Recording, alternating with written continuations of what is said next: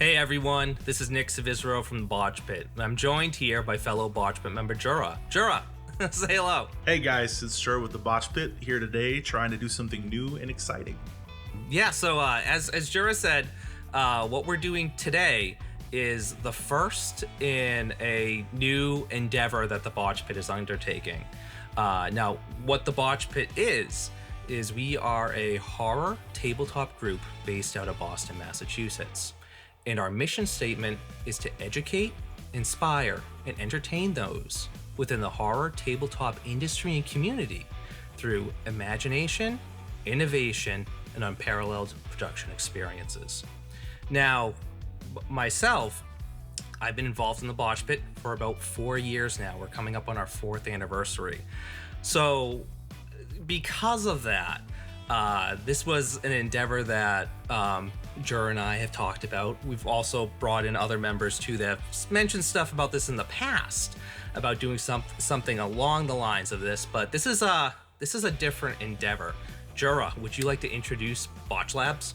So, one of the interesting conversations that Nick and I always have with each other is that we see kind of a inconsistent variety of players when it comes to us running games.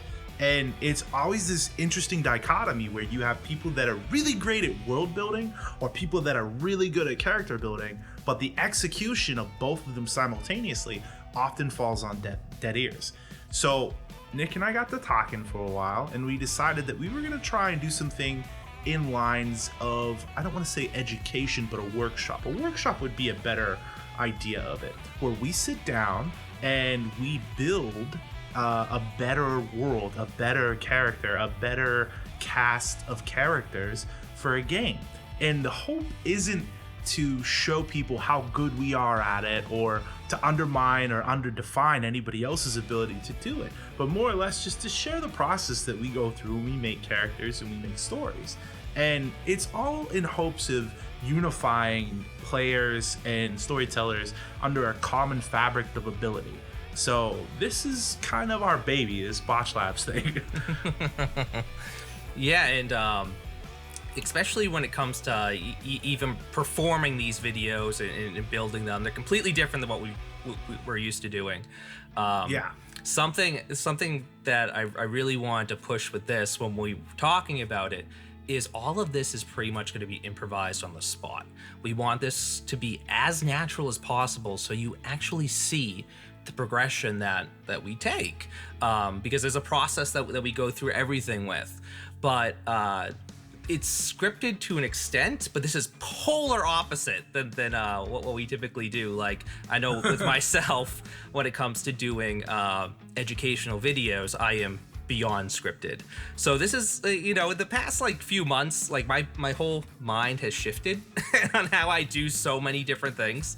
So I figured this would be a ton of fun.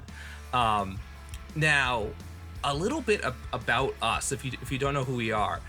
Jura, why don't you start? I have been in the tabletop industry in one facet or another for the better part of going on 20 years now.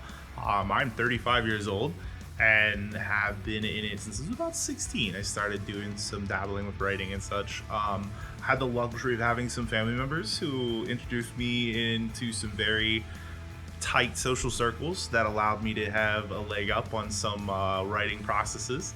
I was lucky enough to get into the horror industry pretty early on as well, as far as development goes.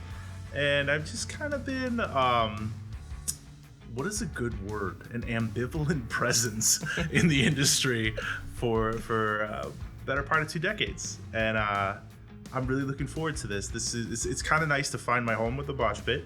As you guys know, I've been with them for about 3.5 years, something like that. Yeah. Yeah. So it's been an interesting ride so far, and I think we're finally coming into our own as far as what we want to do. This is one of 2 big things that are going to be rebooting, so to speak. So I'm pretty excited to be here with this, and I'm interested to show what my knowledge base in the industry as far as development, scripting, and character writing has been and share some of that with people, as well as get to banter with Nick for the better part of a half hour on what we think is right, or what I think is right, because let's be honest, that's what we were here to see, what I think is right.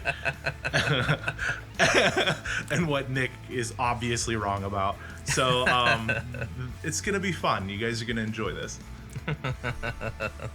You're up, Nick.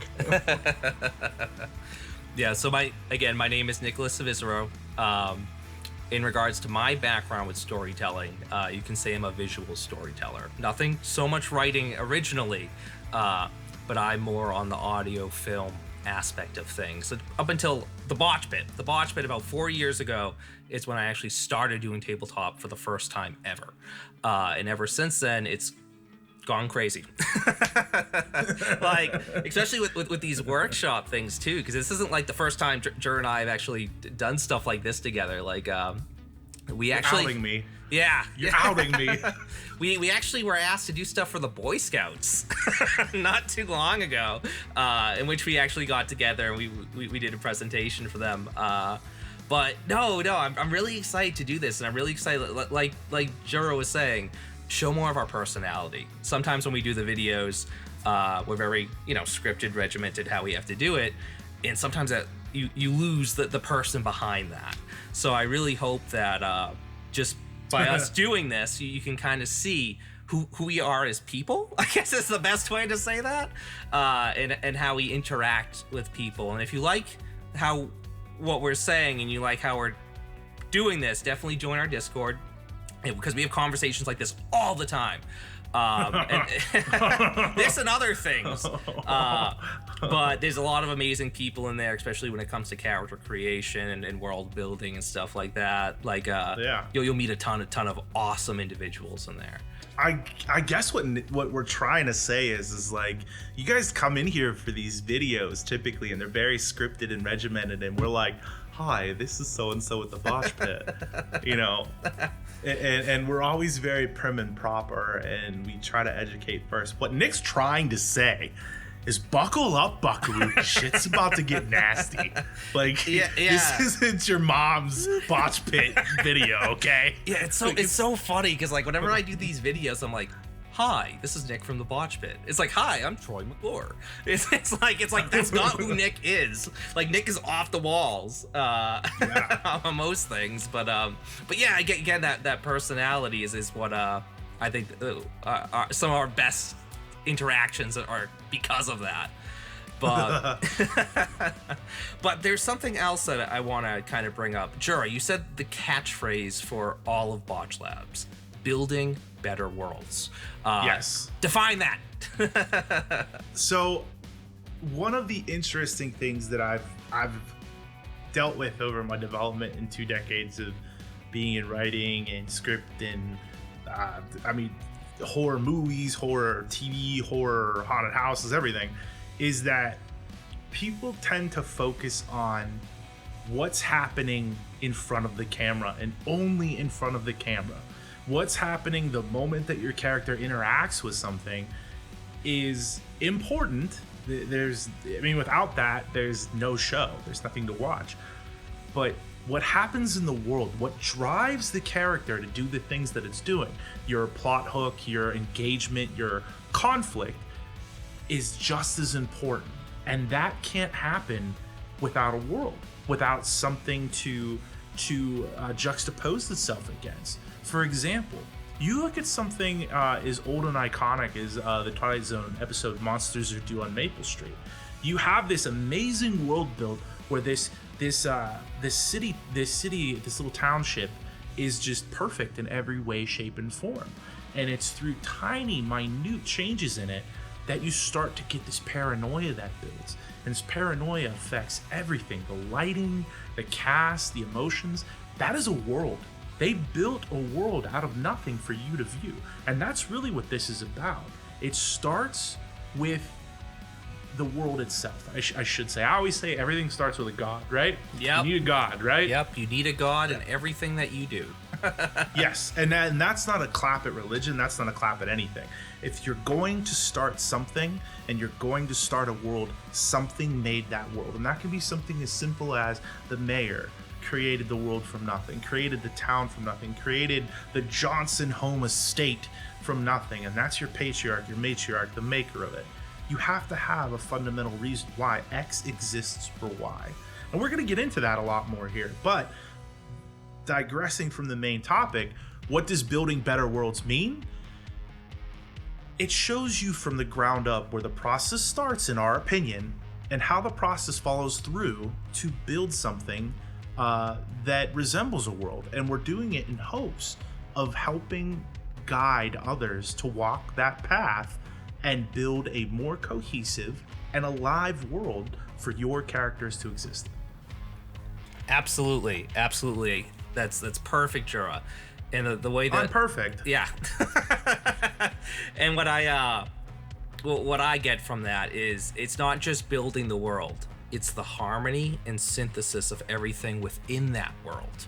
And not just your own world. And that's something else we'll be talking about during the course of all of this, is that it's how do you build a better character to assist other people? How do you build a better character to assist other storytellers? And how do you create it in such a way where you don't detract from the story? Yep. Yeah, exactly. So I guess in terms of the introduction episode, I think that's it. What do you think, Jura? Yeah, I mean, I don't think there's anything else that I need to say about the introduction to what we're going to be doing here soon. I think you guys are going to be excited for it, and if you're not, what the fuck's wrong with you? If you think you're going to see Chris on these, you might. If we haven't gotten him out of the basement yet, we haven't fed him. We feed him like what, once a week and hose him down? Sometimes, if he's lucky.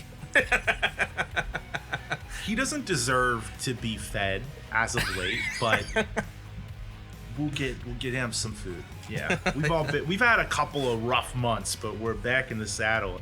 Chris, yeah, we're gonna give that guy some mescaline and just see what happens.